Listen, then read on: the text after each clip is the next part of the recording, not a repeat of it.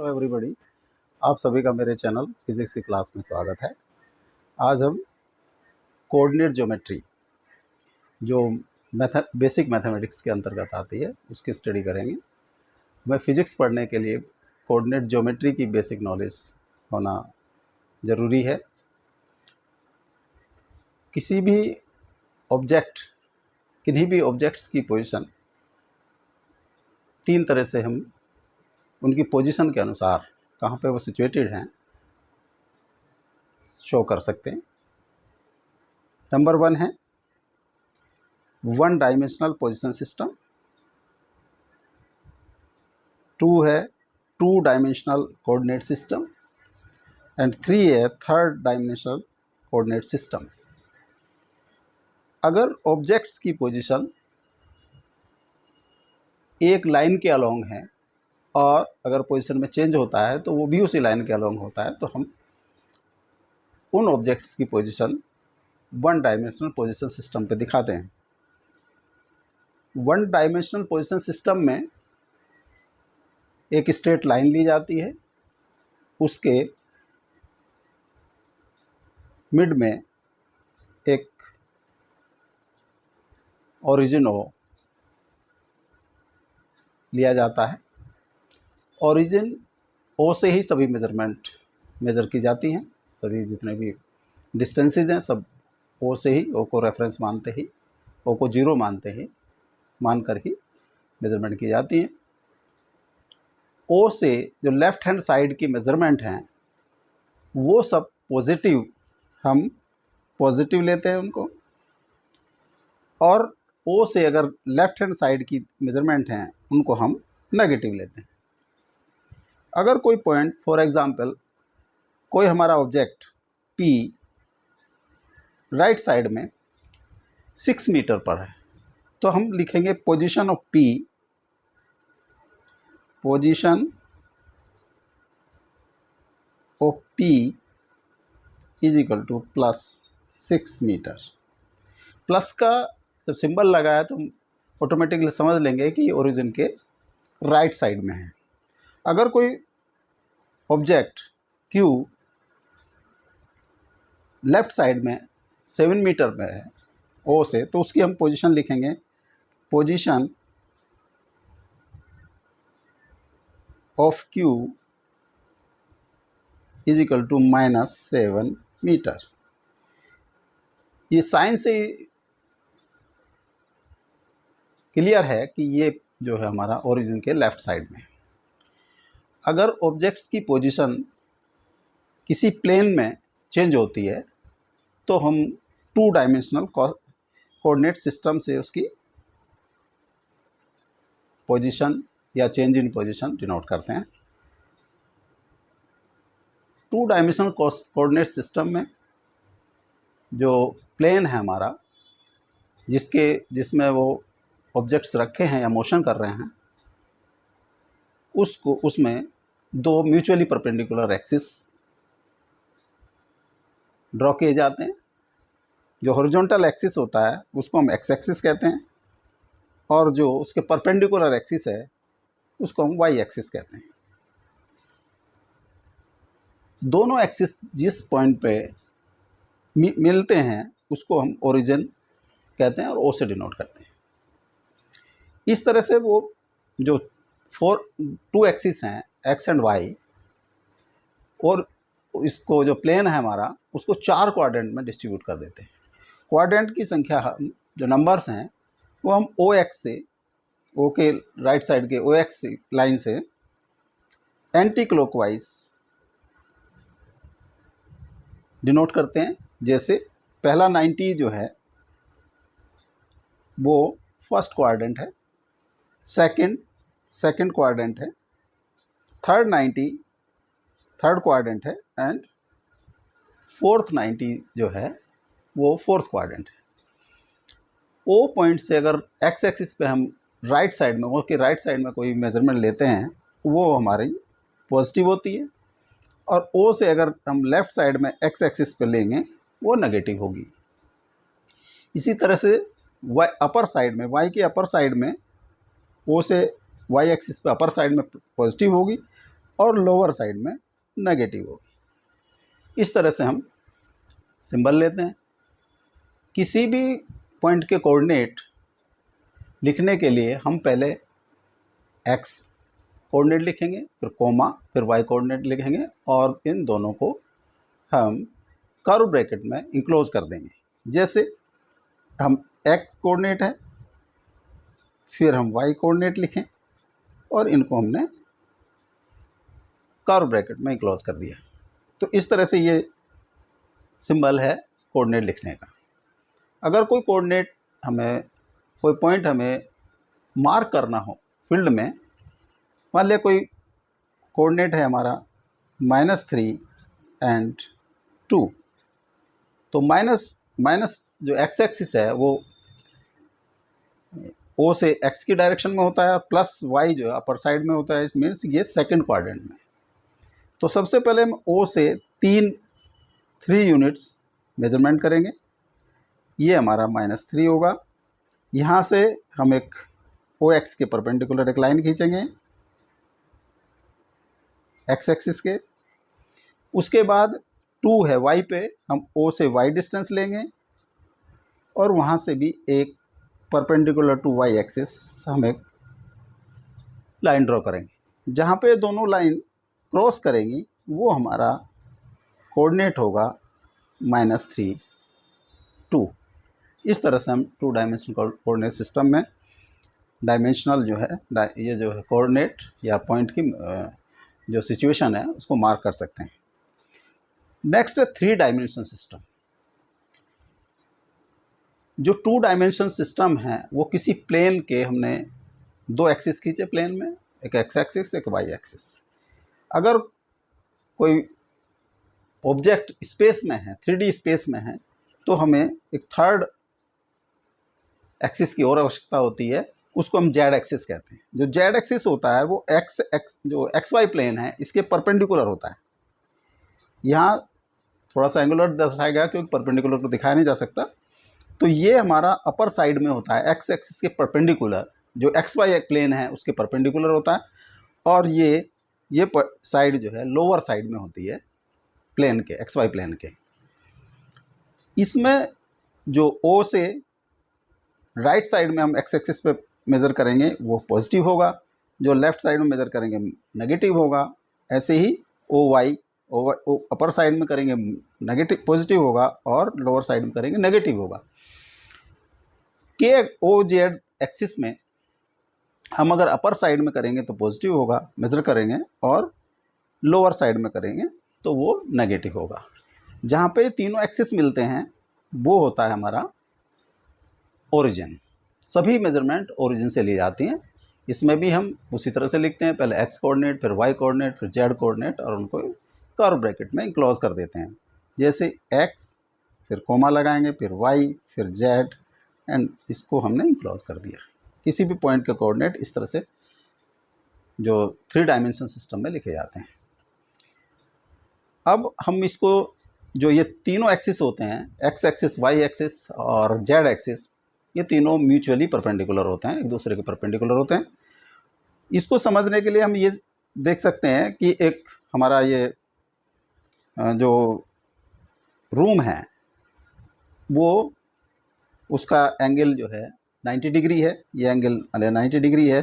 ये हमारा फ्लोर दिखाया है, ये फ्रंट वॉल है और ये साइड वॉल है। जो फ्रंट वॉल और साइड वॉल के बीच की ये कॉमन एज है, इसको हम एक्स एक्सिस एज्यूम कर सकते हैं। इसको अगर हम बोथ साइड एक्सपेंड कर दें तो ये हमारा एक्सटेंड कर दें तो ये हमारा जो है एक्स एक्सिस कहलाता है। इसी तरह से जो साइड वॉल है और फ्लोर के बीच के जो कॉमन कॉर्नर है, इसको अगर बोथ साइड एक्सटेंड कर दें तो वो हमारा वाई एक्सिस होगा। और फ्लोर का जो कॉर्नर है, ये जहाँ पे एक्स एक्सिस, वाई एक्सिस और फ्लोर मिलते हैं, उससे रूफ कॉर्नर को अगर मिलाते हुए दोनों तरफ एक्सटेंड कर दें तो ये हमारा जेड एक्सिस होता है। इसी को दर्शाने के लिए जो है साइड व्यू, एक बॉक्स का साइड व्यू लिया गया है। इसको हम इस एज को एक्स एक्सिस, ये y axis and upper side z axis. हम इसको इस बॉक्स पे भी समझ सकते हैं। जैसे ये कॉर्नर है हमारा, ये बॉटम एज है, यहाँ से ये वाला जो एज है ये वाई एक्सिस है, ये वाला एज वो साइड एक्सटेंड कर दिया हमने इधर को, और ऐसे ही वाई वाला एक्सटेंड कर दिया, जो हमारा एक्स एक्सिस है। और ये जो वर्टिकल है ये बोथ साइड हमने नीचे भी और ऊपर भी एक्सटेंड कर दिया, तो ये हमारा जेड एक्सिस है। इस तरह से जो एक्स एक्सिस और जेड एक्सिस के बीच का एंगल 90 डिग्री है, एक्स एक्सिस और वाई एक्सिस के बीच का ये एंगल 90 डिग्री है, ऐसे ही वाई एक्सिस और जेड एक्सिस के बीच का भी एक्सिस 90 डिग्री है। ये तीनों ही जो एक्स वाई जेड हमारे 90 डिग्री पे एक दूसरे के परपेंडिकुलर होते हैं। तो इस तरह से इसको आप जो है अपने दिमाग में सेट कर लीजिए, क्योंकि इससे रिलेटेड आपको क्वेश्चंस की स्टडी करनी है। अब ये अगर कोई एक्स वाई जेड हमें कोऑर्डिनेट दिए हैं किसी पॉइंट के, उसको हमें 3D जो एक्स वाई जेड हमारा 3 डायमेंशनल सिस्टम है उसमें हमें उसको मार्क करना है। तो किस तरह से करेंगे वो देखिए। ये हमारा ओरिजिन है ओ, ये एक्स एक्सिस ओ एक्स जो है एक्स एक्सिस दिखाया गया है ये, और ये वाई एक्सिस है, और ये जेड एक्सिस।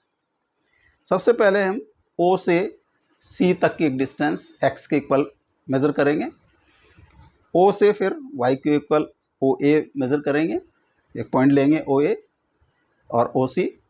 अब सी से पैरेलल टू वाई एक्सिस एक लाइन ड्रॉ करेंगे, और ऐसे ही ए से पैरेलल टू एक्स एक्सिस एक लाइन ड्रॉ करेंगे, जो यहाँ पे बी पॉइंट पे दोनों मिलते हैं। बी से perpendicular to x y axis, या हम ये जो इससे जो है हम ओ बी से 90 डिग्री का एंगल बनाते हुए और एक्स वाई प्लेन के परपेंडिकुलर एक वर्टिकल लाइन ड्रॉ करेंगे, और उसमें जेड मेजरमेंट के बराबर हम डिस्टेंस कट कर लेंगे। जब ये पॉइंट जहाँ पे जेड डिस्टेंस कट होगी वो पी पॉइंट होगा, और उस पी पॉइंट के जो कोऑर्डिनेट होंगे वो एक्स वाई जेड होंगे। इसको अगर ये जो डिस्टेंस नापना चाहें कि ये ओ पी डिस्टेंस ओरिजिन से ओ पी डिस्टेंस क्या होगी, उसको हम कैलकुलेट कर सकते हैं। जैसे अब हम ओ बी सी ट्राइंगल देखें तो ये यहाँ पे 90 डिग्री का एंगल है, ये एक्स है और ये वाई है, ये हाइपोटेन्यूज है ओ बी। तो ओ बी की डिस्टेंस आ जाएगी ओ बी इक्वल टू होगा हमारा ओ सी का स्क्वायर प्लस बी सी का स्क्वायर, इसका अंडर रूट। ओ सी का स्क्वायर है एक्स स्क्वायर, और ओ बी सी का स्क्वायर है वाई स्क्वायर। अब ये जो हमें इसमें जो फिगर है हमारी, उसमें O B P angle 90 degree का होगा। भले यहाँ जो 3D पिक्चर है इसलिए यहाँ पे कुछ एक्यूट एंगल लग रहा है, लेकिन ये 90 डिग्री का होगा। और इससे हम निकाल सकते हैं, एक साइड हमारी ओ बी है, एक साइड बी पी है, और ओ पी जो है इसका हाइपोटेन्यूज है। तो ओ पी का square O P equal to होगा ओ बी का स्क्वायर प्लस बी पी का स्क्वायर, इसका अंडर रूट। ये है x square plus Y square plus z square. इस तरह से ये हमारी ओ पी डिस्टेंस आ जाती है। अब अगर इसका एंगल एक्स एक्सिस से कितने डिग्री का ओ पी एंगल बनाएगा उसको हम निकालना चाहें, तो ये एंगल होगा हमारा, मान लिया ये अल्फ़ा, और वाई एक्सिस से ये बीटा एंड जेड एक्सिस से ये गामा।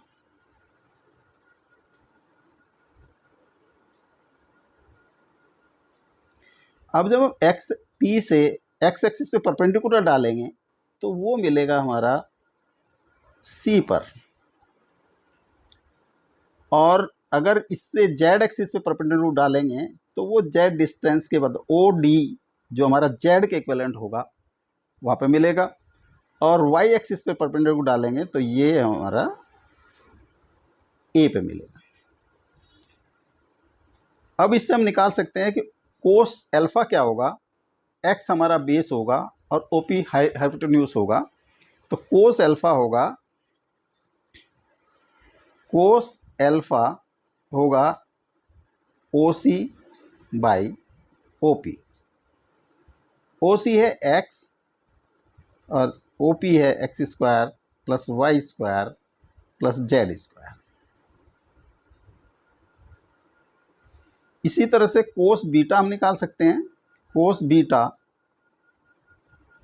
बीटा में बेस होगा ओ ए और हाइपोटेन्यूज होगा ओ पी, तो O A upon O P, ये y upon x square plus Y square plus z square, इसका अंडर रूट।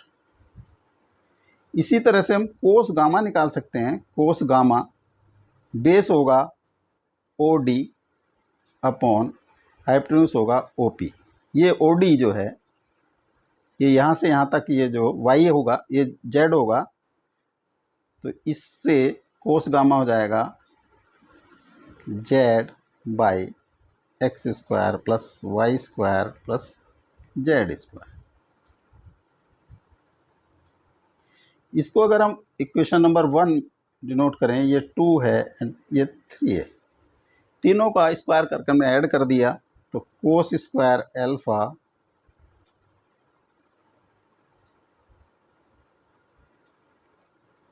कोस square alpha plus cos square beta plus cos square gamma, ये होगा x square upon x square plus Y square plus z square plus Y square upon x square plus Y square plus z square plus z square x square plus Y square plus z square. इसको add करेंगे तो x square plus Y square plus z square upon x square plus Y square plus z square is equal to 1।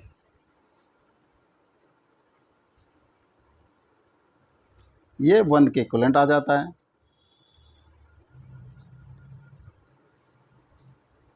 ठीक है, cos square alpha plus cos square beta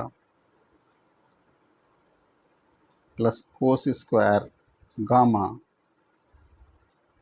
is equal to 1। ये हमारा एक relation आ गया।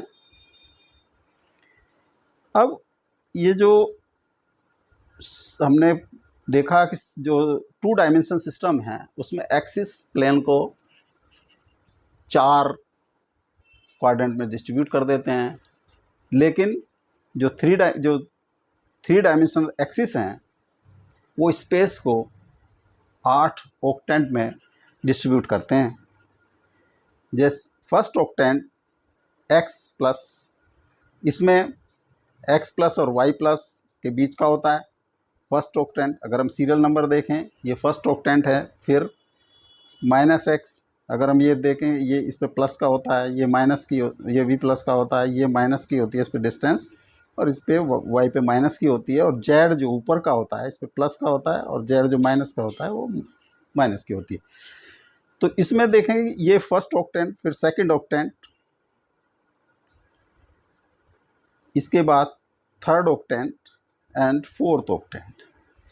First second third fourth ये x Y plane के upper side में होते हैं, और फिर ये एंटी क्लॉकवाइज देखा, अब हम क्लॉकवाइज डायरेक्शन चलेंगे। ये 5th octant, 6th octant, 7th octant and 8th octant, ये XY प्लेन के लोअर साइड में होते हैं। तो अपर साइड में जो जेड होता है वो सबका प्लस होता है, और लोअर साइड में जो जेड होता है वो माइनस होता है। जैसे फर्स्ट ऑक्टेंट में जो कोऑर्डिनेट होंगे सभी प्लस के होंगे, plus x plus Y plus Z. Second में, क्योंकि सेकंड जो है माइनस साइड, एक्स एक्सिस के माइनस साइड में आ गया, तो minus x plus Y and plus Z. Third में minus x minus Y and plus Z. Fourth में plus X minus Y and plus Z. Fifth में अब जेड नीचे की तरफ हो गया है एक्स वाई प्लेन के downward, plus X minus Y and minus z, minus x minus y minus z. और जो 7th ऑक्टेंट में होगा minus x plus y minus z, और 8th ऑक्टेंट में plus x plus y minus z. इस तरह से इनके साइन होते हैं। अब अगर दो पॉइंट्स के बीच की डिस्टेंस हमें मेज़र करनी हो, मान लिया दो पॉइंट हैं ए और बी, ए के कोऑर्डिनेट हैं x1 y1, बी के कोऑर्डिनेट हैं x2 y2। तो इसमें हम सबसे पहले ए से पैरेलल टू x एक लाइन ड्रॉ करेंगे AC, और बी से parallel to y axis BC line draw करेंगे। ये दोनों लाइन C पे मिलती हैं। ये जो ABC एंगल बनेगा ये 90 डिग्री का होगा, और AC इक्वल टू होगा x2 माइनस x1, और BC इक्वल टू होगा y2 माइनस y1। इस तरह से ये ACB एक राइट एंगल ट्राइंगल है, और इसमें AB हाइपोटेन्यूज है। तो AB की जो डिस्टेंस होगी दोनों पॉइंट्स के बीच की, वो होगी x2 माइनस x1 का स्क्वायर प्लस y2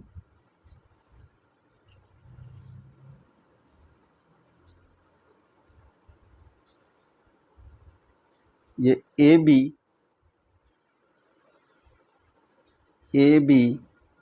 इक्वल होगा AC का स्क्वायर प्लस BC का स्क्वायर, इसका अंडर रूट।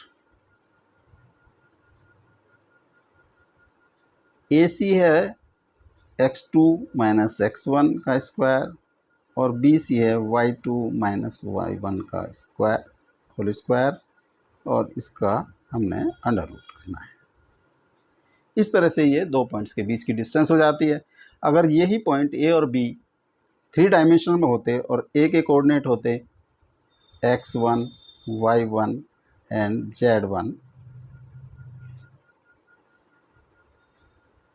और B के कोऑर्डिनेट होते x2 y2 एंड z2, तो इन दोनों के बीच की डिस्टेंस AB 3 डायमेंशन में होती x2 माइनस x1 का whole square plus y2 minus y1 का whole square plus z2 minus z1 का होल स्क्वायर, इस पूरे का अंडर रूट। इस तरह से 3 डायमेंशन में डिस्टेंस होती। अब नेक्स्ट है स्लोप। स्लोप क्या होता है?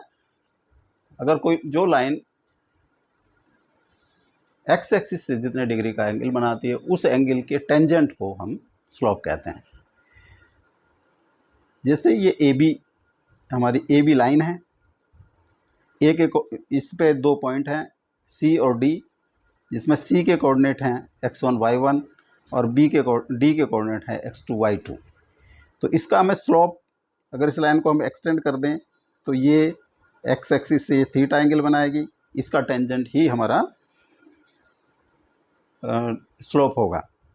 यहाँ से हमने C से पैरेलल टू एक्स एक्सिस एक लाइन खींची, तो ये क्योंकि ये parallel CE parallel to OX, तो ये angle DCE will also be theta. अब DE हमारा होगा y2 माइनस y1, और CE होगा x2 माइनस x1। तो टेन थीटा, अगर इसको m से डिनोट करें स्लोप को, तो ये होगा DE बाई CE। डी ही है y2 माइनस y1 अपॉन सी ही है x2 माइनस x1। इस तरह से ये स्लोप हो जाता है लाइन का। नेक्स्ट है अगर कोई पॉइंट जो है किसी लाइन को, जो दो पॉइंट्स की लाइन मिलाती है, उसको किसी रेशो m1 रेशो m2 में डिस्ट्रीब्यूट करती है, तो वो उस पॉइंट के जो इसको m1 m2 रेशो में डिस्ट्रीब्यूट करता है उसके कोऑर्डिनेट किस तरह से लेते हैं। मान लिया ये ए पॉइंट है, ए के कोऑर्डिनेट हैं x1 y1, बी के कोऑर्डिनेट है x2 y2, और जो इसको ए बी लाइन को m1 m2 के रेशो में डिस्ट्रीब्यूट कर रहा है उसके कोऑर्डिनेट्स, वो पॉइंट सी है और उसके कोऑर्डिनेट है x y। तो सी का x कोऑर्डिनेट होगा, x होगा m1 x2 plus m2 x1 upon m1 plus m2, and y coordinate होगा m1 y2 plus m2 y1 upon m1 plus m2। इस तरह से हम ये निकाल सकते हैं कि अगर वो रेशो में m1 m2 की रेशो में डिस्ट्रीब्यूट कर रहा है। अब अगर मिड पॉइंट है, अगर ये कन्वर्ट हो गया है सी पॉइंट हमारा मिड पॉइंट में, ये ए पॉइंट है, इसके coordinate x1 y1 x2 y2 B के कोऑर्डिनेट हैं, तो यहाँ पे क्या है, जो अभी हमने देखा m1 बराबर 1 है और m2 इक्वल टू आल्सो 1, तो फॉर्मूले में रख देंगे x is equal to m1 x2 plus m2 x1 upon m1 plus m2। तो अगर हम m1 और m2 के एक 1 रखें तो 1 into x2 plus 1 into x1 upon 1 plus 1, तो ये आ जाता है x2 प्लस x1 बाई 2, यानी कि दोनों x कोऑर्डिनेट का एवरेज हो जाएगा। इसी तरह से हम y भी कैलकुलेट कर सकते हैं, y होगा y2 प्लस y1 अपॉन 2। इस तरह से इसको हम निकाल सकते हैं। अब टेंजेंट टू द कर्व, अब मान लिया ये एक कर्व दिखाया है जिसकी इक्वेशन है y is equal to f x, ये OD एक कर्व है। इस पर हमने दो पॉइंट लिए हैं ए और बी, ए एंड बी। ए के कोऑर्डिनेट है x1 y1, बी के कोऑर्डिनेट है x2 y2। ए से हमने parallel to x axis line खींची है AC, और बी से parallel to y axis line खींची है BC। अब इसका जो स्लोप होगा, slope of this line AB, ये मान लिया थीटा है, तो ये होगा BC अपॉन AC। BC होगा डेल्टा y, अगर हम डिनोट करें ये होगा y2 माइनस y1, और अगर AC को डिनोट करें डेल्टा x तो ये होगा x2 माइनस x1। तो स्लोप होगा y2 minus y1 upon x2 minus x1, यानी कि delta y upon delta x, ये लाइन का स्लोप होगा। अब हमने ये पॉइंट जो है थोड़ा एक दूसरे के नज़दीक लाया कर्व पे, तो ये पॉइंट हो गया A डैश, इस सिचुएशन पे आ गया, पोजीशन पे आ गया, और ये B डैश पोजीशन पे आ गया। अब उनके कोऑर्डिनेट हो गए हैं x1 dash y1 dash and x2 dash y2 dash. Curve y is equal to f x है, OD कर्व है। इसमें हमने उसी तरह से स्लोप निकाला, ये डेल्टा y डैश है, delta y dash y2 dash minus y1 dash होगा, और delta x2 dash minus x1 dash. इस तरह से स्लोप निकाल लिया हमने, y2 dash minus y1 dash divided by x2 dash minus x1 dash, तो delta y dash upon delta x dash. अब यहाँ देखते हैं कि delta x dash delta x से छोटा आ गया, छोटा होता चला गया है।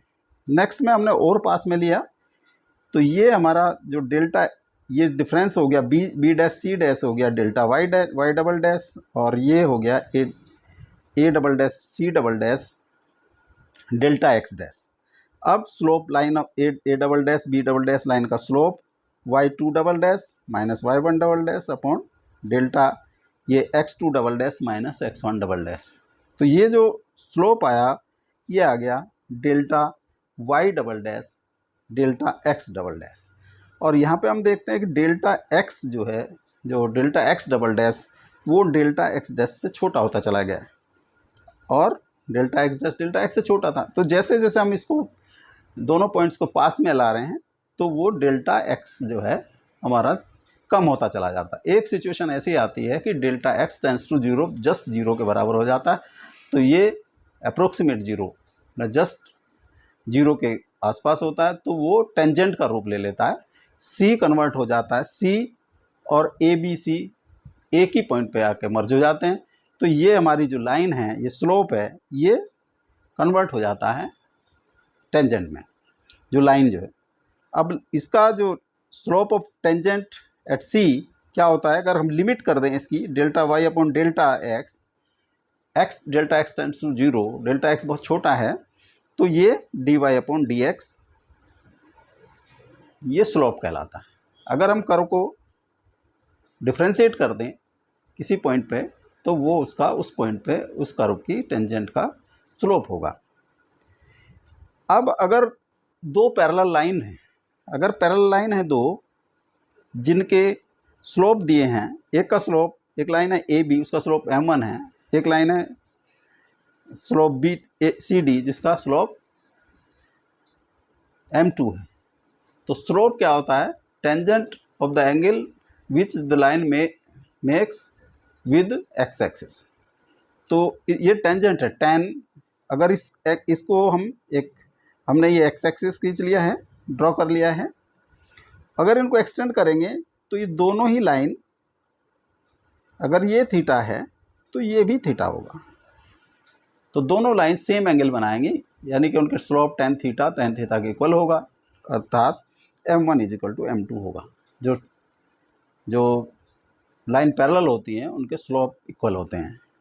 इसी तरह से अगर दो लाइन परपेंडिकुलर हों, एक का स्लोप m1 है ए बी लाइन का और सी डी लाइन का स्लोप m2 है, ये दोनों 90 डिग्री पे एक दूसरे से मिलती हैं, इनका जो रिलेशन होगा वो m1 × m2 = -1 होगा। इसको हम उसी तरह से भी समझ सकते हैं, अगर यहाँ हम एक एक्स एक्सिस ड्रॉ कर दें, ये अगर थीटा है, ये एक्स एक्सिस है, ये एंगल हमारा 90 डिग्री है, ये होगा 90 माइनस थीटा, तो इधर का जो एंगल होगा जो इससे एक्स एक्सिस से लाइन सी डी बनाएगी वो होगा 90 प्लस थीटा, तो m1 = होगा tan थीटा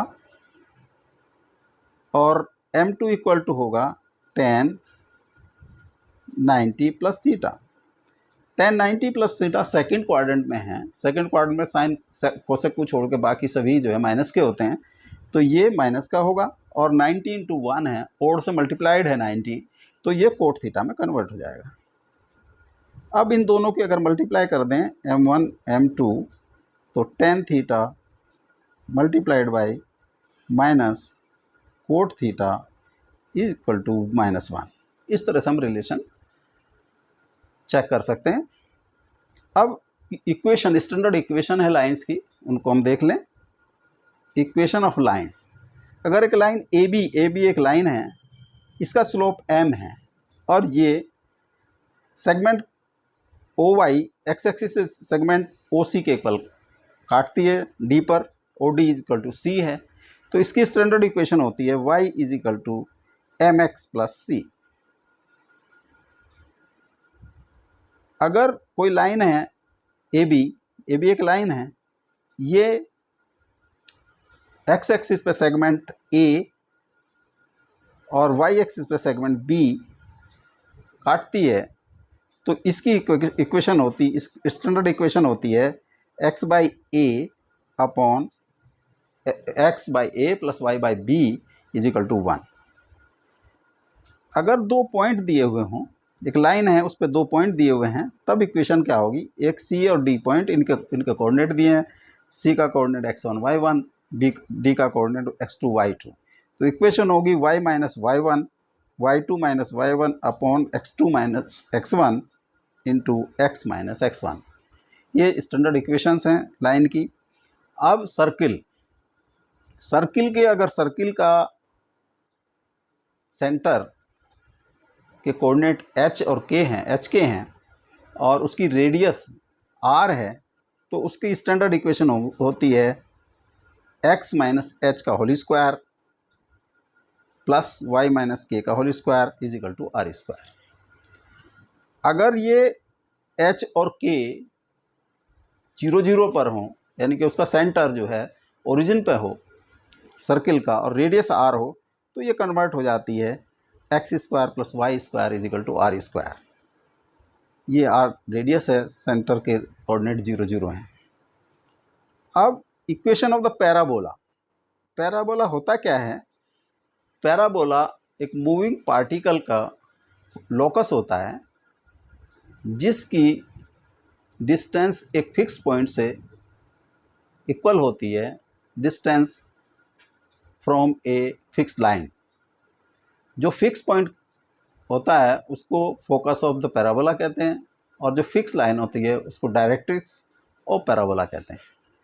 जो इस स्टैंडर्ड इक्वेशन, अगर उसकी जो वर्टेक्स होता है एच के हो अगर कोऑर्डिनेट, तो उसकी इक्वेशन होती है y is equal to A X minus H का होल स्क्वायर प्लस के, और x is equal to A Y minus K का होल स्क्वायर प्लस एच। अगर ये h के कोऑर्डिनेट 0 0 पर आ जाएं और ये सिमेट्रिकल हो x एक्सिस के, ये सिमेट्रिकल जो हमारा पैराबोला है वो x एक्सिस से सिमेट्रिकल है और वर्टेक्स हैं इसके 0 0 पे, तो इसकी स्टैंडर्ड इक्वेशन होती है y square is equal to 4ax, a जहाँ कांस्टेंट है। इसी तरह से अगर ये पैराबोला सिमेट्रिकल हो y एक्सिस के तो, और इसके जो वर्टेक्स के कोऑर्डिनेट हो 0 0, तो ये कन्वर्ट हो जाता है, ये इसकी स्टैंडर्ड इक्वेशन हो जाती है x square is equal to 4ay, जहाँ a एक कांस्टेंट है। नेक्स्ट है equation of the ellipse. Ellipse क्या होता है? इलिप्स एक मूविंग पार्टिकल का लोकस है जिस पार्टिकल की दो फिक्स पॉइंट से डिस्टेंस का सम हमेशा कांस्टेंट होता है।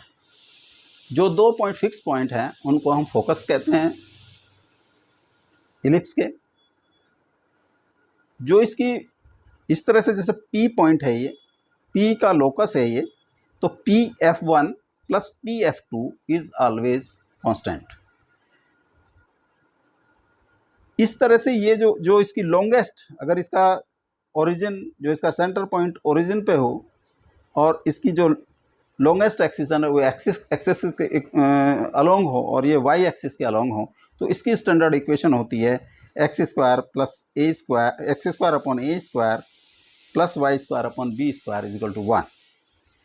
ये PF1 प्लस, अगर ये जो हमारा लॉन्गेस्ट एक्सिस है यानी कि मेजर एक्सिस है उसकी लेंथ 2a है और माइनर एक्सिस की लेंथ मान ले 2b है जूम, तो जो PF1 plus PF2 is always equal to length of major axis. Major axis की लेंथ है 2a, यानी कि PF1 plus PF2 is equal to 2a। अगर ये हर पॉइंट से, जैसे P हमने P पॉइंट लिया, अगर ये C पॉइंट होता कोई, तो CF1 plus CF2 will be PF1 plus PF2 is equal to 2a। यानी कोई भी पॉइंट होगा इस पे पैराबोला पे, इस पे इलिप्स पे, तो उसकी डिस्टेंस F1 और F2 से जो डिस्टेंसेस का सम होगा वो कांस्टेंट होगा, यानी कि PF1 plus PF2 is equal to CF1 plus CF2 इसकी length of major axis 2a। अब C क्योंकि हमने ये माइनर एक्सिस पे लिया है, तो इसकी distance CF1 plus CF1 is equal to CF2, और दोनों इक्वल हैं, तो इट मीन्स कि इनकी डिस्टेंस ए के सेमी मेजर एक्सिस के इक्वल होगी, CF1 plus CF2। CF1 plus is equal to CF2 is equal to a, ये इसकी डिस्टेंस होगी। अब इसमें जो नियरेस्ट पॉइंट है F1 के नियरेस्ट होता है a। इसका कोई भी पॉइंट होगा, मतलब कोई पॉइंट हम B ले लें, कहीं भी होगा, तो B F से नियरेस्ट A होगा, B की दूरी ज़्यादा होगी, यानी कि BF1 will be greater than AF1। इससे जो F1 से जो फारदेस्ट पॉइंट होगा वो B होगा। ये अगर हम इसको B1 ले लें, यानी कि B1 F1 is greater than AF1, और F1 से फारदेस्ट होगा B। इसी तरह से F2 से जो नियरेस्ट होगा वो B होगा, और F2 से फारदेस्ट होगा A। ये nearest point of F1 is A, F2 is B, and farthest point for F1 B, and farthest point from F2 A। ये सभी प्लेनेट जो प्लेनेट हैं हमारे, वो सन के चारों तरफ रिवॉल्व करते हैं। तो सन, उनकी जो ऑर्बिट होती है उसके एक फोकस पे होता है, फोकस पॉइंट, चाहे वो F1 पे हो चाहे F2।